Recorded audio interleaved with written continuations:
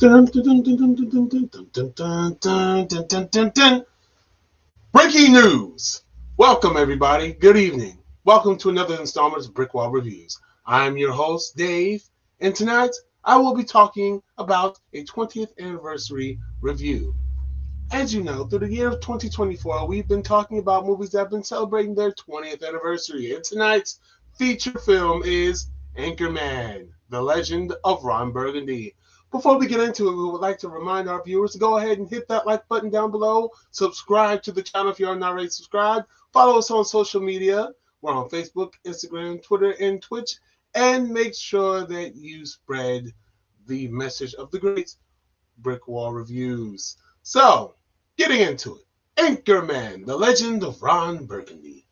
Many years ago, back in the year of 2004, this amazing comedic powerhouse vehicle was released in theaters, starring Will Ferrell, Paul Rudd, Steve Carell,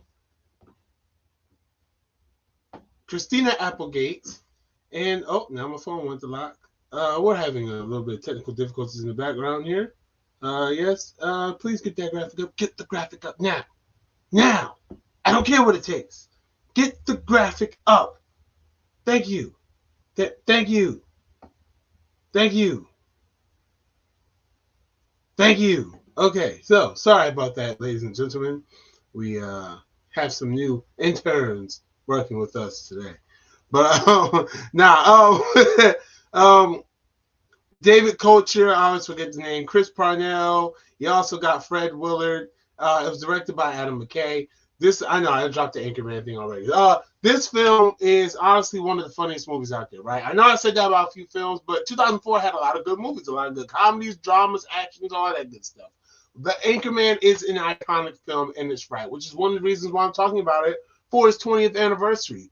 Anchorman, The Legend of Ron Burgundy. Ron Burgundy himself has become a character that has transcended pop culture. He makes regular appearances on late night talk shows. He's used to promote certain brands and stuff like that. And matter of fact, the movie Anchorman was so popular that even though it was a long-awaited sequel, it still received a sequel. And that movie was just as funny to me. But the first one is where a lot of the comedy lies. Now, I will be honest with you. I loved Anchorman. I cannot quote it the way everybody else can. But watching this movie, I saw so many iconic lines and so many iconic moments in this film that I've always seen on t-shirts. I've heard people say in movies and TV shows. I've seen references to all that stuff, and I didn't know that all that came from Anchorman. There are so many. I can't even think of some of the ones that are in there. I know there's loud noises, and then there's I Love Lamp. What's another one? There's can I have your attention, please? I have an announcement to make. Cannonball! There's that. There's so many other ones. I can't even think of them. But this movie is very well scripted. It's really, really funny.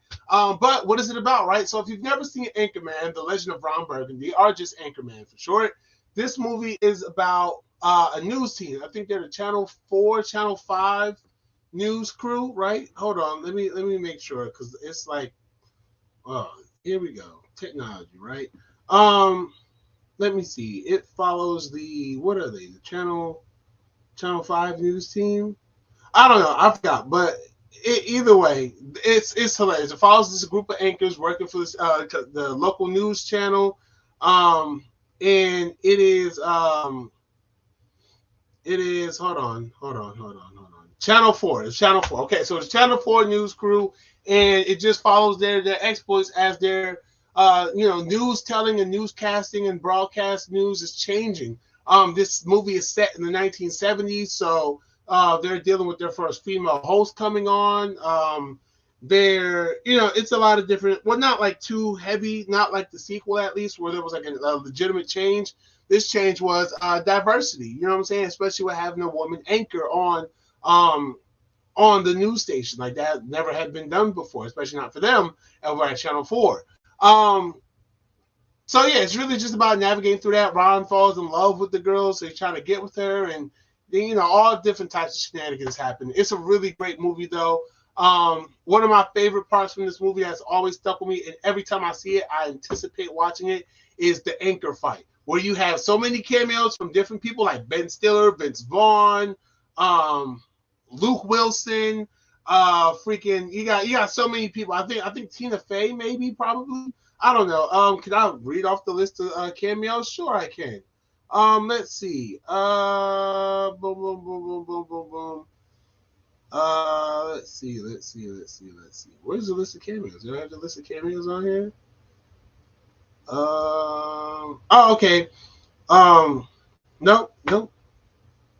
Okay, I thought I had the list of cameos on here, but it didn't. But yeah, it's just mad cameos from like mad different actors and stuff like that, and they all play members of the different news teams. So you got like Channel 3, you got the Spanish one, you got like the I think like one of the more historical ones. It was a whole bunch of different ones, and they all like ganged up. I was like, well. If it isn't the Channel 4 news crew, come do the bad news. And they'll have like a whole bunch of like news puns. Like Ben Stiller. Ben Stiller's was hilarious to me because he was like, this is yeah, oh man, he said it in Spanish though. He was like, today's headline, someone gonna die, man. Like he just do mad stupid. Like it's just like I said, everything is like a news headline when they're announcing how they're gonna fight. Like their opening quit, if you would. And that part always has me laugh, and it just goes off the rail because at one point, Steve Carell's character has like a freaking harpoon, and like, wait, did you just have a harpoon? I can't believe that. Are we just skipping past the fact that he got a harpoon? And it's just really crazy. It's very silly. I mentioned earlier this is one of Will Ferrell's best roles, and honestly, that's not understated. That's not an overstatement either.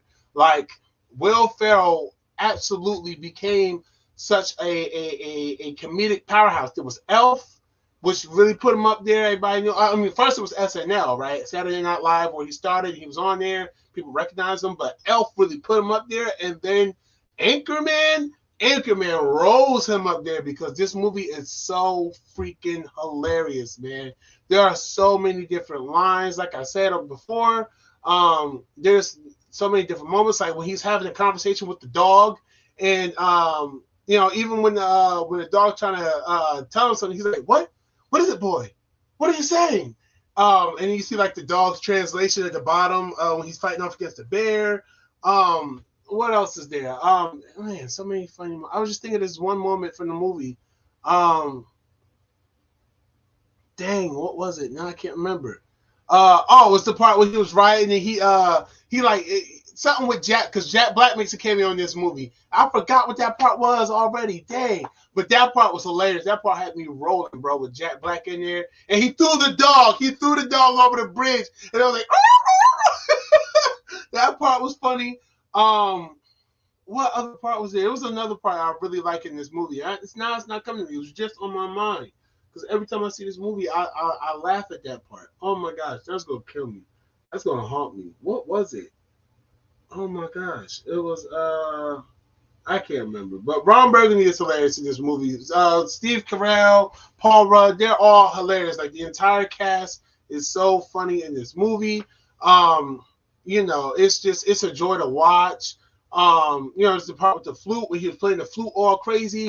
Like there's just so many things in this movie that really rise it up to that iconic status. So when you see a movie like this celebrating 20 years, it's like, yo, this movie was the shit back then. And it's really, I don't think anything in this movie ages poorly. I think everything in this movie ages well, but that's just me.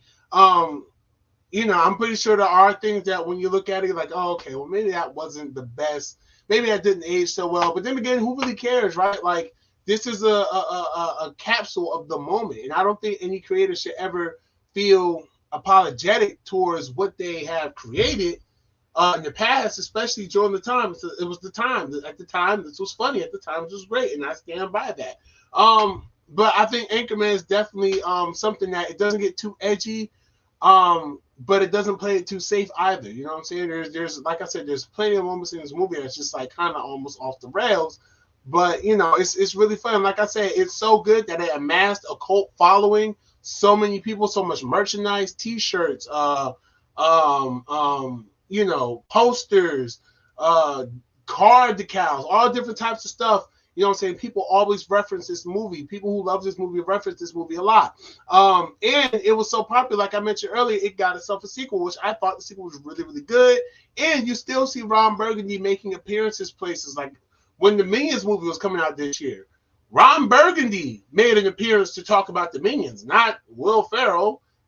And then it turned into more of a Ron Burgundy thing as opposed to let's promote the Minions. So that's something, again, like when I'm looking at that, I'm like, wow, they had to pull out Will Ferrell's best and most renowned character to promote the Minions somehow. Or Will Ferrell just wanted to use Ron Burgundy to promote the Minions.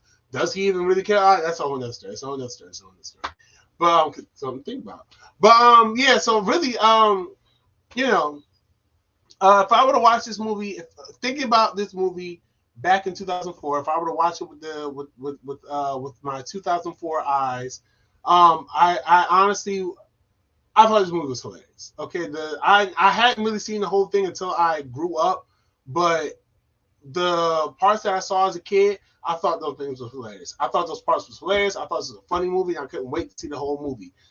Having seen the whole movie, having seen the sequel, having, you know, watched it with these fresh pairs of eyes after a while, I can say that I can give this movie, I give this movie a 4.9 out of 5 stars. It's a funny as hell movie, and I didn't realize, again, and even with it being so iconic, I didn't realize that this movie had so many moments that were just iconic. I didn't know it had so many lines and stuff like that, and I didn't know a lot of things referenced in other shows come from Anchorman. So Anchorman is it's a top tier movie. It's one of the funniest movies I've seen. One of the funniest movies to come out of 2004, and I'm just glad we're around to celebrate 20 years of this movie. So happy 20th anniversary to Anchorman, the legend of Ron Burgundy, and this has been another report from BrickWall Reviews. If you enjoyed this, make sure you hit the like button down below, subscribe to the channel, comment down below what are your thoughts of this movie, and make sure you follow us on our social media channels. We are on Facebook, Instagram, Twitter, and Twitch. And until next time, you guys, be easy, stay breezy. Remember to take care of yourselves during this holiday season. I know it's a lot of seasonal depression. Please, please just take care of yourselves, and I hope that this review brought you just a little bit of joy into your day. Hang in there. I'm fighting the fight right along with you. So we got this. We can do this. But till next time, be easy, stay breezy. This has been a special report, and peace. It's